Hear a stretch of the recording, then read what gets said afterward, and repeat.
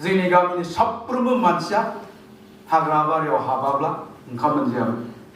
हाग्राबारियाव थोरि एंखोर बन लायनानैसो फाननानै माइरं बायनानै लाबोयोमोन।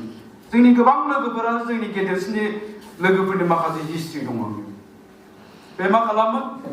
बेलासि जानाय लोगो लोगो जोंनि बे जायगानिफ्राय बाजाराव, सिमला बाजार होननाय जायगा दङ, बेवहाय लारि लारि लारि लारि लारि थोरि एंखोर फानहैयोमोन।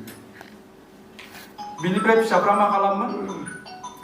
न'आवहाय जिगाबजों दै गुदुं फुदुङोमोन। थौआव, ओंखाम संग्रा दोआव, थौआव जिगाबजों दै गुदुं फुदुंनानै नेबाय थायो बिमाया माला फैगोन माइरं लानानै। गोबांनो जोङो नुबाय, एंखोर थुरिखौ फाननो हाबाथ' माइरंखौ लानानै फैबाय। दाना फाननो हायाब्ला, फाननोबोथ' हाया मालाबा, दाना फाननो हायाब्ला मा जायोमोन? बैसोरनि फिसाफ्रा बे दै गुदुंजों फुदुंबाय दंमोन, बे दै गुदुंखौनो लोंनानै उन्दुनानै थायोमोन। आरो आं दहायसो जोंनि देरसिनफोरनि खोथा बुंदों। दिनै सोरबा सोरबा प्रफेसार जाबाय, सोरबा सोरबा पुलिस अफिसार जाबाय, गोबां माने एडुकेटेड मानसि जाबाय आरो। बैसोरनि न'खरफ्राबो एखेमोन जोंनियाव। मामोन? आदा लखनाथ गयारि, जोंहा बिथांमोनहा मिथिगोन। लखनाथ गयारि होननाय क'क्राझार गभ कलेजनि एसिस्टेन्ट प्रफेसार। बिनि बिमाया मा होननानै बुङोमोन? फेल जाबा आं बे फाग्लाया होननानै बुङो। मानो? खारन बिमाया थोरि फाननो थाङो, अब्ला बुङो बहि लाबोफा, कलम लाबोफा। ओंखायनो बुंबाय फेल जाबाबो हामसिगौ, माइरं बायनो गोनां फैसाखौ बेनो बहि लाबोनांगौ, कलम लाबोनांगौ, बायदि बायदि आरो।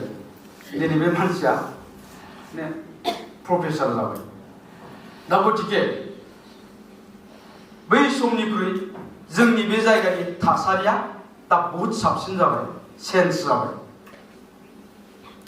नाथाय मा जाबाय? जोंनि बे जायगायाव दा सोलोंथाइनि हार बेयो दा खमायबोनो हमबाय।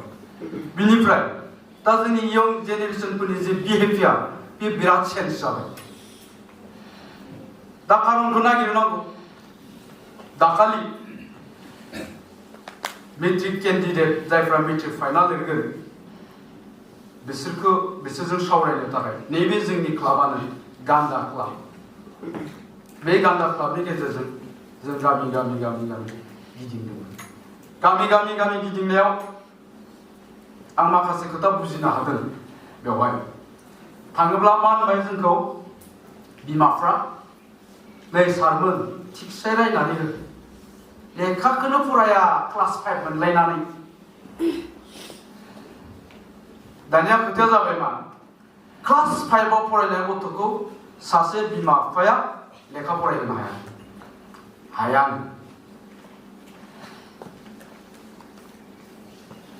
क्लास 5आव फरायनाय गथ'आ बेसेबां गेदेर जायो? खोब गेदेर जाया, नङा होमबा? क्लास 5आव फरायनाय गथ'आ गेदेर नङा, उन्दै। बे उन्दै गथ'खौनो मा होननानै बुंबाय बिमा बिफाया? लेखाखौनो फरायला, बुंबाबो लालिया, रायनानै होलां। क्लास 5आव फरायनाय सासे गथ'खौ जुदि बिमा बिफाया मानिनो हालाब्ला, बैसोर गथ'नि जि थासारि, अबस्था, बेबहार पाति, बिसोरनि बेबहार पातिया माबायदि जालांनो हागौ? आरो बिनि उनावहाय मोनसे खोथाखौबो जों बुंबावदोंमोन, कमप्लेन होदों जोंखौ बे थांनाय बोसोरनि, जे मबाइल बिबाय थादों जोंहा, क्लास 8आव फरायो, 9आव फरायो, मानो? अनलाइन क्लास खालामदों। अब्ला जोङो बुंदोंमोन मबाइल होनो नाङा, खुनु दिन मबाइल होनो नाङा। बिसोरो अनलाइन क्लास खालामा बेजों। नोंसोरो साननानै नायनाय नांगौना माबाखौ, दे नोंसोरो साननानै नाय। जेला कन्टिनिउ क्लासा जाबाय दङमोन, अब्ला नोंसिनि फिसालाया स्कुलाव थांनो गोसो जागोन ना जायामोन? गैया, स्कुलाव थांनो नागिरामोन। आदसा, स्कुलाव थांनो नागिराबा बे क्लास लानोनो मोजां मोनखाया। दा गतिके बहा अनलाइन क्लास लानायनि बियो गोसो जादों? अनलाइन क्लास लानो थाखाय बियो मबाइलखौ बियाखै। बे मबाइलखौ बियो गाज्रि खामानियाव बाहायनो थाखायसो बिदोङो। गतिके मबाइलखौ होनो नाङा होनना बुंबाय। नाथाय बिनि 10-15 दिन उनाव जों जेला खबर लाफिनो अब्ला मिथिबाय बहुद जना हा बन्द होनानै मबाइल बायनानै होदों। आंथ' दहाय बुंदों जोंनि जायगाया गोरिबसो। हा बन्द होनानै हादाननि हाखौ बन्द होनानै मबाइल बायनानै होदों। बिनि उनाव बिसोरो जोंखौ बुंफिनबाय दिगदार जाबायलै सार मा जाखो गथ'आ दिसं मबाइलखौ मोनना न'आवनो थालिया मा जाखो दानिया मबाइलखौ मोननानै बबेबा हाग्रा सिंफ्राव हाबनानै मबाइलखौ नायो बहाबा दुब्लिबारि गेजेराव नायो बहाबा लामा खनायाव लोगो नांनानै नायो लेखा फरायला ना बेनो दा गथिखे बेफोर माखासे जोंनि समस्या आरोखि दा बिनि दारैनो मा जाबाय जोंनि दानि लाइमोनफोरनि जा साननाय हनाय बियो सोलायबोबाय सोलायनानै बिसोर मोजां गाज्रि जेबो साननो हानाय जायाखिसै जेबो मोजां गाज्रि साननो हानाय जालिया बिनिफ्राय मा जाबाय लासै लासै बिसोरो ड्राग्स जाग्रा जालांबाय दा बेखायनो जोंनि लाइमोनफ्रा जे ड्राग्स जादों माबोरै ड्राग्स जाग्रा जाखो बेखौ लानानै आङो फिल्मखौ बानायनाय जादों हयथ' गोबाङा इउटिउबाव नायदों दा बेखौ एसामिसावबो ट्रेन्सलेट खालामनाय जादों दा आरो मोनसे खालामबावदों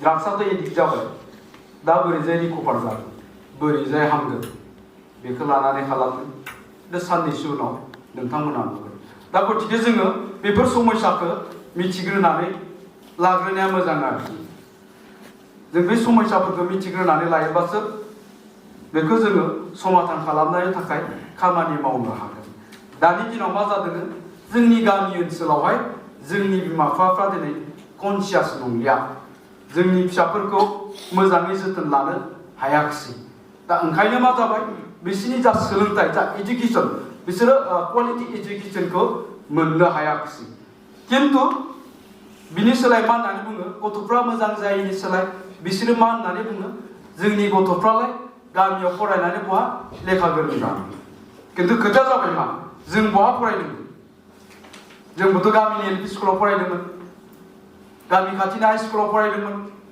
जों जेला फरायदोंमोन अब्ला एल पि स्कुलाव सानैल' मास्टार दंमोन जों जेला हाइ स्कुलाव फरायदोंमोन अब्ला बेवहाय साइन्स टिचार गैयामोन मेथ्सनि टिचार गैयामोन बै समाव दा बे समाव जों बोरै रोंखो बै समाव माबोरै एमएससि पास जाखो बै समाव माबोरै बिएससि पास जाखो दिनै माबोरै अफिसार जानो हाखो दिनै माबोरै मास्टार प्रफेसार जानो हाखो दानि गथ'फ्रा मानो हाया समस्या बियो नङा जे गामिनि एल पि स्कुलाव गामिनि स्कुलाव फरायोबा लेखा रोङा गामिनि स्कुलनि मास्टारा मोजाङै फोरोंनो रोङा समस्या बे नङा समस्याया जाबाय जोंनि बिमा बिफाया जोंनि गथ'फोरखौ दा जोथोन लानो रोङा दा जोथोन लानो रोङाबा दा जों बैसोरजोंसो सावरायनो गोनां जोंहा माखासे खोथा दङ जोंनि बिमा बिफाफोरजों बै गथ'फोरनि बिमा बिफाफोरजों सावरायनो गोनां माखासे खोथा दङ गथ'फोरनिख्रुइ सावरायनायनिख्रुइ बांसिन बै बिमा बिफाफोरनो जोङो माखासे गियान होनो गोनां दङ दा गथिखे बेखौबो जोङो मोनसे टपिक हिसाबै लानानै सावरायजायो आरो आदानि फिसालानि हाबा जादों आङो हाबाखालि थांनो हायाखिसै हाबाखालि अखानायै बेलासियाव आं थांदोंमोन थांनानै बुंबाय आङो आदा मैया फैनो हायाखिसै एसे बेरायनो लुबैदों ओंखायनो बिहामजोखौ नायनो फैदों आङो दे हामदों दे बिहामजोआ जाबाय एम ए पास रायलायनायावनो मोनसे खोथाया ओंखारलांबाय आङो लेखा गोरों बिहामजोखौ बारा बिसास खालामजायालै आदा बिराद नुबोबाय दङ एसे लेखा गोरों दं जोंनि जायगायाव फ्राय फिसाइखौ लानानै खारदोलै नांदों आंखौ बेबायदि बुंनायाव एसे गाज्रि मोनबाय आरो हिनजाव गोदानाबो ओरैनो माने जादों बियो जाबाय बिहावबो जायो नालाय बुंनांसै बिनि उनाव गाज्रि मोनदों आंखौ दाना 2 मासनि उनावहाय लोगो मोननायाव बुंबाय आंखौ फंबाय नों जा बुंदों कारेक्ट खोथाखौ बुंदोंमोन मा जाखो नों जे मोनसे खोथा बुंदोंमोन लेखा गोरों बिहामजोखौ बारा बिसास खालामजाया मा जाखो लानानै खारबाय सासेल' नङा फिसाला सानै बे सासेखौ खस्थ' खालामनानै फरायहोदोंमोन एम ए पास खालामदोंमोन आरो दाना बियो मानो जायो बे बिहामजोफोरा मानो बेबायदि खालामो? बेबायदि थानाय माखासे बे नानिमोना हयथ' गाबोन सोरनिबा बिहामजो जायो। मानो जायो? नोंसोरथ' दा सानाखै जागोन होननानै सोरबा सोरबा साननोबो हागौ दिसुन। दा बिनि गुदिखौ नागिरबा मा मोनो मिथिबाय? आं एक्सपिरियेन्सजोंनो बुंदों। बिनि गुदिखौ नागिरबाथाय बै हिन्जावसानि बिमानियाव थाहैयो दाया, हिन्जावसानि बिमानियाव। खारन बे हिन्जावसानि बिमानि केरेक्टारा बेनो आरो फिसाजोखौ बुंहरदों बियो हाबा जाहैना हजोंहाय बिहावनि न'आव बांद्राय सिं जानानै जानो नाङा, बिहाव बिखुनजोखौ बारा खाथिर खालामनाङा, बिदा फंबायखौ बारा खाथिर खालामनो नाङा, हायोब्ला गोरनायाव लानानै जा। बे एखे कालबारखौनो खालामफैदों। जुदि बिमाया बुंहरनायमोनब्ला, बिनि उल्था जुदि बिमाया बुंहरनायमोनब्ला जे आइ नोङो गाबोननिफ्राय मालायनि जासिगोन, जों नोंनि बिमा बिफा जानाय नंलिया, नोंनि बिहाव बिखुनजोआसो नोंनि बिमा बिफा जाहैसिगोन, मालायनि न'खरासो नोंनि न'खर जाहैसिगोन, बै न'खराव थानाय मानसिफोरजों गोरोबनानै न'नि बायदि रुजु रुमु अनलायनानै रायजो जानो सोलों। मालाबाबो जाया फिसाया बेबायदि। बिनि उनावहाय बे बिहामजोआ मालाबाबो सोरनिबा न'खराव थानानै बेबायदि खालामलिया। नागिर नोंथांमोना सोरबा गामियाव बेबायदि बिहामजो दंब्ला बिनि बिमानि जारिमिनखौ बुफ्रु, बिमायानो गाज्रि। दा नों मोनसे खोथाखौ जोङो बुजिनांगोन, नङा होमबा? बुंहैनांगोन नोंथांमोना जे नोंनि फिसाजोखौ जेरै नोङो गुबुननो बिहामजो हरदों, गाबोन नोंनि फिसालानो नोंबो गुबुननि न'खरनिफ्राय बिहामजो लाबोगोन। लाबोआ होमबा? बिहामजो लाबोगोन। दा बै बिहामजोआबो नोंखौ जुदि एखे अबस्था खालामोब्ला अब्ला नोंहा मा जागोन? नोङो जेरै नोंनि फिसाजोखौ बुंहरबाय ओरै थोरै खालामदों, नोंनि बिहामजोनि बिमायाबो ओरै थोरै खालामहै।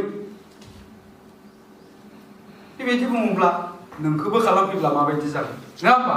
दा गतिके बेफोर खोथाखौ जोङो सावरायनो गोनां दङ जोंनि आइजोफोरखौ लानानै।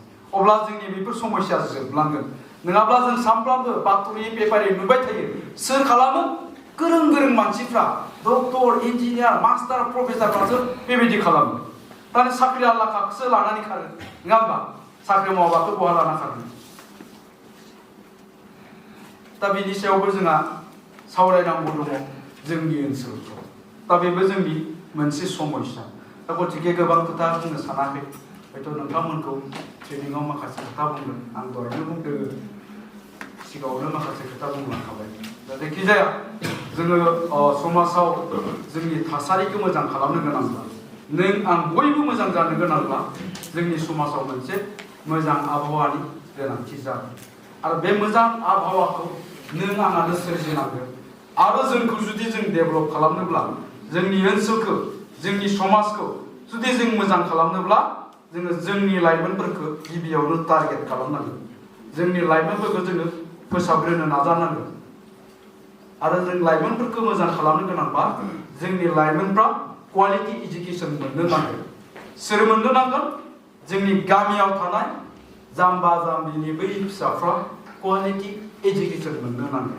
आरो बे क्वालिटि इडुकेसनखौ मोननो थाखाय जोङो प्राइभेट स्कुलाव हरलायनो गोनां खोथा गैया, इंलिश मिडियामाव हरलायनो गोनां खोथा गैया।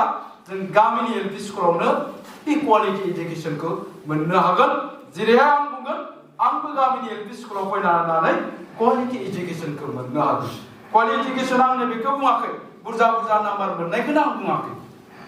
बुरजा नाम्बार मोननायजों लोगोसे, लेखा रोंनायजों लोगोसे गियान आखल आखु सोलोंनो हागोन। दा बेबायदि जानो गोनांब्ला ओंखायनो जोङो मा खालामनांगोन? बिमा बिफाजों सावरायनांगोन आरो बै स्कुलनि फोरोंगिरिफोरजोंबो सावरायनांगौ माखासे खोथा थागोन। दा बेखायनो बेफोरखौ नोजोर होनानै जाहाथे उननि समफ्राव जों खामानि मावलांगोन। गोबां खोथा बुंला, समाबो गैलिया। दा बेखायनो बयनिसिमबो आंनि खुलुमनायखौ बावहरनानै आं